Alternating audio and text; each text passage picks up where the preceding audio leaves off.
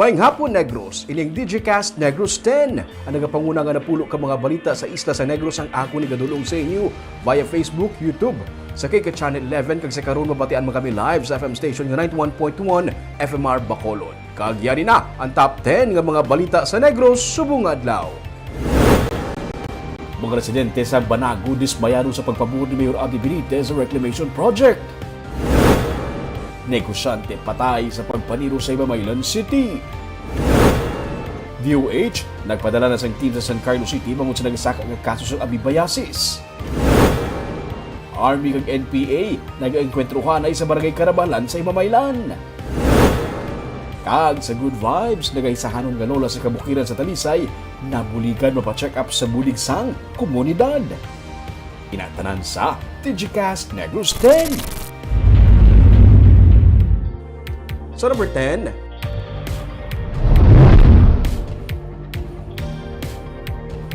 pila ka mga kumpanya sa langisan nag-anunsyo sang rollback sa presyo sa liquefied petroleum gas kung LPG sumugod subong nga adlaw.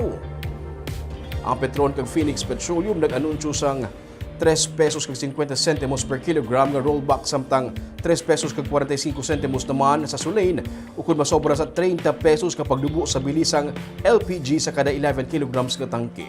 Ang auto LPG naman nga ginagamit sa mga taxi ang may rollback nga piso kag 95 centimos kada litro. Kahapon, may rollback man nga piso kag 30 centimos sa kada litro sa diesel, 70 centimos sa kada litro sa gasolina, kag piso kag 80 centimos naman sa kerosene.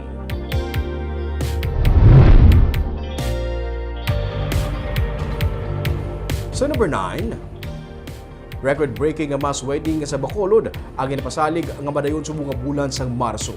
Nagpangayo man sa pasaylo ang organizers sa pagka-delay sa amuga mass wedding. Naglabot na sa 2,053 ka mga pares ang nagparehistro para sa natalana ang record-breaking mass wedding sa Bacolod City. Ugaling, tubtob karon wala pa sa natalana ang adlaw para sa seremonya, samtang ginahulat pa sa local government unit ang kumpirmasyon ni Presidente Ferdinand Marcos Jr. nga mo mangin major sponsor sa kasal. Sunod sa kay Mayor Abby Benitez, si First Lady Liza Marcos ang nahauna nga nagkumpirma nga magkatambong sa among kahiwatan. Ginpasalig naman ni Secretary to the Mayor, Attorney Carol Joseph Chu, nga matigayon ang kasal karon nga bulan sang Marso. Makapila man ka beses nga naiso ang schedule, gani nagapangayo sang pasaylo ang syudad, ilabi na sa mga nahimo nga mga pagpanghanda para sa among okasyon. Kadamaan sa ila ang nagpabutyag na sang reklamo sa social media.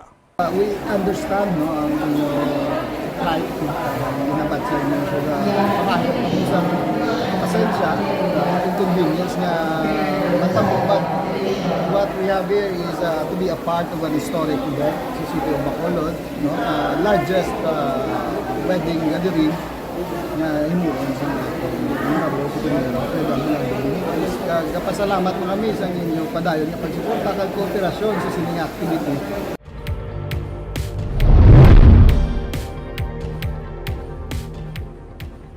Sa number 8, Konseho sa syudad sa Bacolod naghatag na sang authority sa kay Bacolod City Mayor Abby Benitez nga mag-negotiate sa iban pagid nga mga bangko para sa 5 billion pesos loan agreement.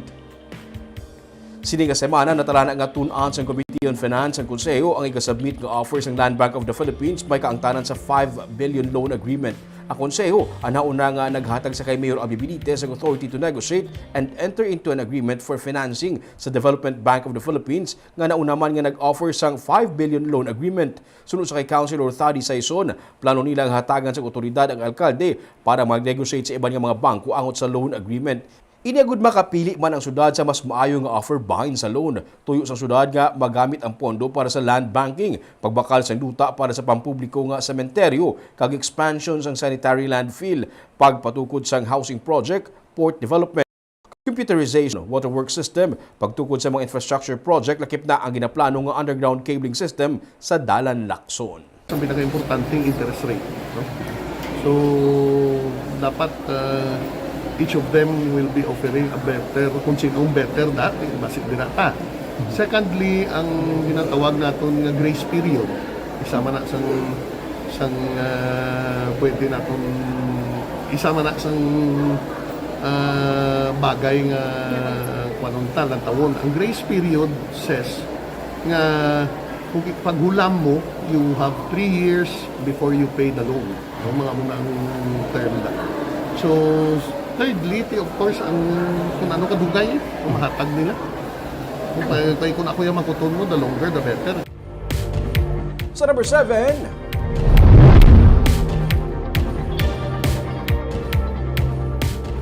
isa ka mananagat ang sapuan nga patay mismo sa sulod sang isa ka tricycle. Nasapuan nga wala sang kabuhi ang mananagat nga si Jesus Sevillano kahapon sang aga sa sulod sang tricycle sa barangay Punta Salong sa Banwa sang Manapla. Suo sa PNP, sa tricycle ginpatulog sang iya mga kaingod si Sevillano bangod sa tuman nga kahubog nga nagpauli sang Lunes sang gabi. Mula na hindi makabugtaw pa sang kahapon sang aga, pahayag ni Major Janic Bermudez, hepe sa Manapla PNP, ilagin pa idalom sa autopsy ang bangkay sang biktima agud baybaluan ang iya siningang ginkamatay. May nakaaway abi sang Lunes si Sevillano kag nasumbagan ini. Kung mapamatud-an nga may kaangtanan ang pagsumbag sa iya sining kamatayon, pasakaan sa kapulisan sa kaso ang nagsumbag sa biktima.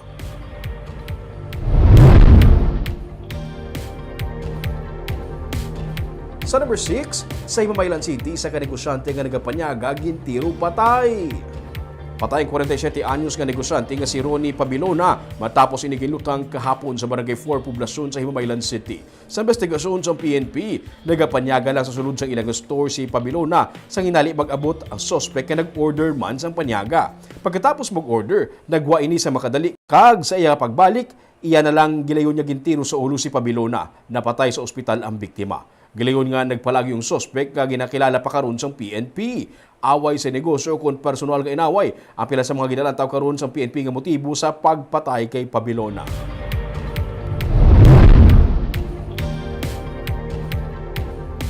Sa number 5, isa ka encounter nagluntad kay nasang aga sa Barangay Carabalan sa Himamaylan City. Isa ka enkwentro ang nagluntad kay nasang aga sa tunga sang tropa sang Army kag rebeldeng New People's Army sa Barangay Carabalan sa Himamaylan City. Ginabalubanta 20 ka mga NPA members ang nakaengkwentro sang tropa sang 94th Infantry Battalion. Sunod sa Army, ang engkwentro ang resulta sa pagpanugid sa mga pumuluyo sa area sa presensya sa mga rebelde nga nagapangilkil sa pagkaon kag supply sa among nga lugar. As of press time, wala sa may na-report nga casualty sa among nga engkwentro.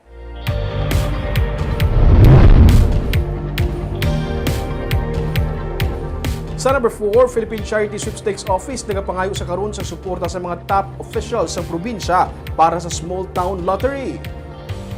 Ang STL sa probinsya ang gina-operate sang Super Lucky Bigler Incorporated. Sa sulat ni PCSO Negros Occidental Manager Jose Manuel Villagracia kay Governor Eugenio C. Lacson kag Vice Governor Jeffrey Ferrer, iyagin silinga magluwa sa Super Lucky Bigler Incorporated. Ang iban nga naga-operate sang STL ang illegal na. Kasubong na lamang sang New STL. Ang Super Lucky Bigler, ang Authorized Agent Corporation sa Negros Occidental kag Bacolod City nga na-designate sa PCSO. Ang STL, isa ka legal and authorized number game sa bilog nga pungsod sa PCSO. Dugang pa ni Villagracia, ang kadalagaan sang legal nga STL games ang makabulig sa national government sa pagkuha sang dugang nga charity funds kag mas maramo pagid nga tigayon nga mabuligan sa medical kag charity assistance work sa mga wala sang sarang.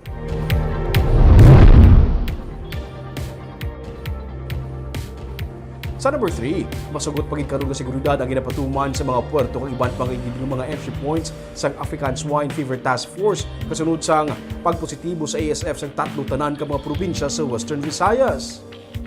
Sunod sa kay OIC Provincial Veterinarian Dr. Placida Lemana, sinilamang may ASF cases naman nga na-report sa Capiz. Sa Region 6, tatlo na ka mga probinsya ang may ASF cases lakip ng Iloilo kag Guimaras. Wala nagakumpiyansa ang Negros Occidental, rason nga estrikto ang pag-monitor sunod sa kay Lemana sa mga produkto kung pork kag pork meat products nga nagasulod. Kung kulang sa papeles o kung makaduluda man ang dokumento, ginapatuman ang apprehension. Pero klaro niya nga ginahatagan man sa tion ang naga-ship sini nga makapakita sa nagakaigo nga dokumento, pero kung napaslawan sa gihapon ini ang gina-confiscate, pero sarang man ini nga ma-ship back sa sender kung ibuot sa natungdan. Importante sa tanan nga mapangapinan ang ikaayong lawas kag ang biosecurity sang probinsya bangod hindi man luyag sa Negros Occidental nga mabutang sa alang-alang ang 6 billion pesos swine industry. Humalin Enero to Pebrero 25, may 59,461 nga balor sang pork kag pork meat products nga na-apprehend ang ASF Task Force. Ginaproteksyonan tagid ang aton nga swine and poultry industry. Now, for example, kung naka-apprehend kita or naka-confiscate kita For example, ibutang 10 million man na siya or thousands, hindi naton i-gamble or i-risgo ang 8 billion or ang 6 billion nga industry, di ba? So amo na siya nga stricto gid kita sa aton nga implementation. Kay wala kita yaga protect sang isa ka tawo or pila lang kunig na proteksyonan ta ang kadamaan, especially ang aton nga food security. Ano ang Sa number 2,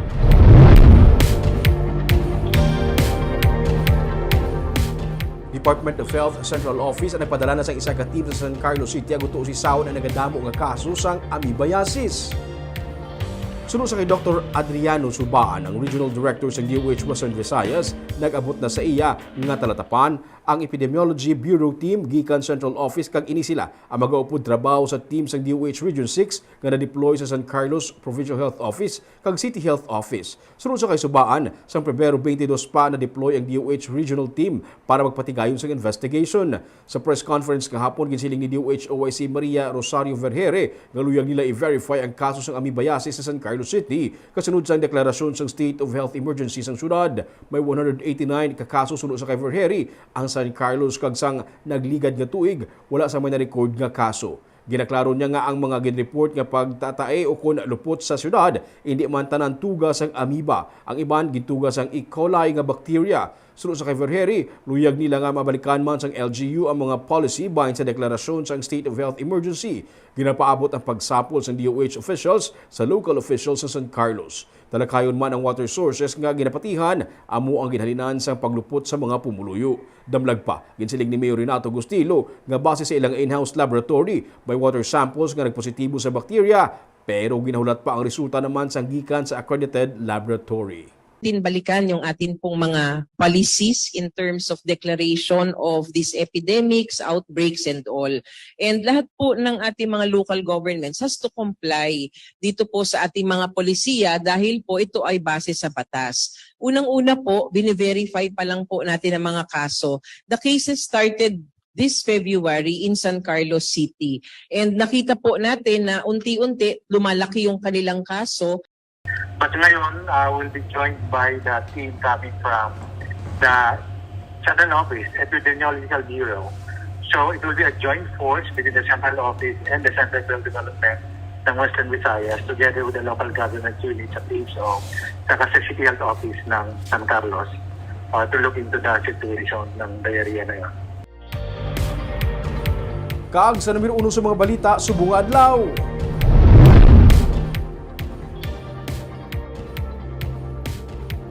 Mga residente kag grupo sa mga mananagat disbayado sa pagpabuod ni Bacolod City Mayor Abdi Benitez sa pagpatukod sa reclamation project sa coastline sa Barangay Banago sa Bacolod. May report sa Dico Delfin. Humalin sa naduso ang reclamation project sa Barangay Banago, nagapamatok na si Ruque Ducay Jr. bangod ginakabalak-an nila ang posibilidad nga mawadan sa ngilistara ng iya pamilya sa Purok Mahimulaton. Nagabaligya siya sang linuto kag panagat man ang iya palangabuyan, amo nga nagapati siya nga dako ang mga epekto sa ginaplano nga reclamation project sa ila. Kung gusto sa gobyerno, miska na no takakwan, ano tagyapo nimo kay ti gakwan ng gobyerno nga i-improve man ang Bacolod. Pero kung tani, ano lang tani mga kondisyon mo tani? Gaan man tali kung ano daw ang konsiderasyon sa pumuluyo nga ihatag Manila kung gapangabuhi man sila mo.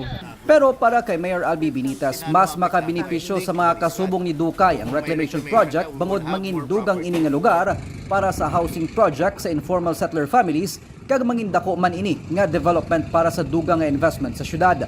Mismo ang local government unit ang nagadihon karon sang public-private partnership upod sa Bacolod Reclamation Gateway Corporation para sa 248 hectares nga reclamation project sa kilid sang baybay sa Barangay Banago. May bago na mga policy subong sa reclamation. I think it incorporates already ang mga livelihood sa mga fisher folks. Yun pa kung makita mo gani ang dalan to sa Manila from Bacoor Expressway. No, ginabutangan gid nila sang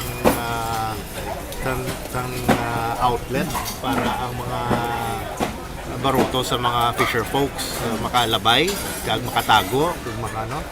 So we are at the stage ng atong reclamation nga we have taken into account ang mga problems that are facing this kind of projects.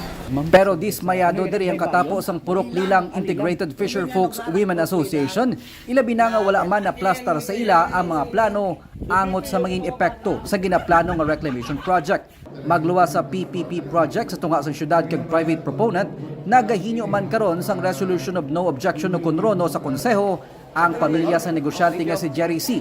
para sa plano nga pag-reclaim sang 150 hectares sa amuman nga barangay. Inagalang tagaan nila rason ko na nga pamagi ko na kay ti kadami na pirmi nagagawa nga nang makabulig samon makaamo na samon paano nga pagbulig explica rin ako ano nga kung madayon na ano nga pagbulig ang inasamon nga hindi kami mapiktuan inulis mayado amo gani siling ko nga sang kapalapit ang eleksyon ang ginatawag nila nga plataporma nga magbag-o ang Bacolod, Bagohon.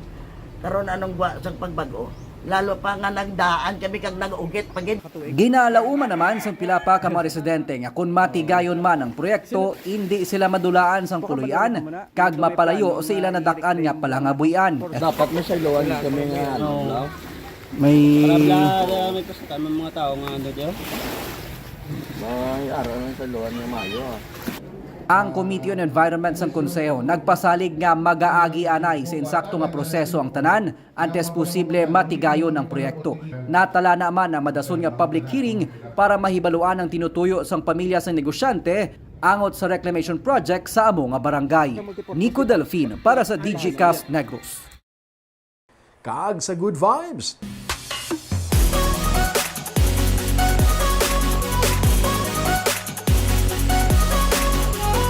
Nadumduman niyo pa bala si Lola Encarnacion, ang tigulang nga nag-isahanon nga nagapuyo sa kabukiran sa Talisay City. Kag sa karon, hinali na lamang naglain ang iyang pamatsag kag sa bulig sang pribado nga sektor ng sang gobyerno, tigayon siya nga nadala sa Bacolod para mapacheck up.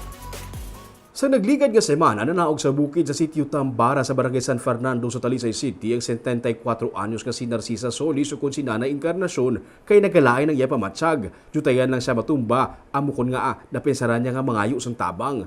Mabudlay na ang iya nga sitwasyon kay man, nagaisahanon lang siya nga nagapangabuhi sa kabukiran sang Talisay. Mga bikers kag trekkers lang masami ang makalabay sa iya. Gani bangod nagaisahanon, ginpakamaayo sa mga residente nga dalon siya panaog sa bukid. Temporaryo siya kagin paistar sa puloy-an sang katapo sang grupo nga Kapusan Outreach nga si Diony Bailocon.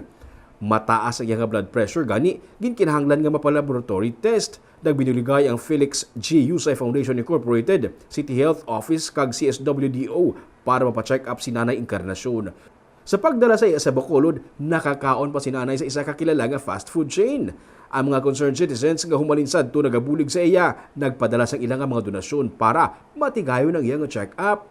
Samtang nagapaayo, temporaryo siya anay nga nagatinir sa kapihan sa Lasang sa balay sang isa sa mga residente didto nga si Toots Plundaya.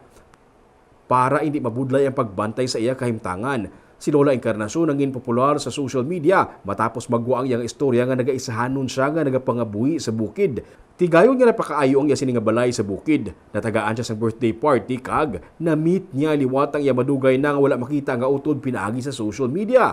Initanan naging posible sa pagbinuligay sa pribado nga sektor kag sang mga ahensya sang gobyerno. Kaag, amoy ato mga balita sa Negros subong nga adlaw kasi panahon sa karon dapat nakahibalo ka sa nagakatabo sa imong nga palibot pero dapat balanse kag eksakto ang mga impormasyon. Tubtob sa buwas, ako si Romeo Subaldo, mayong hapon.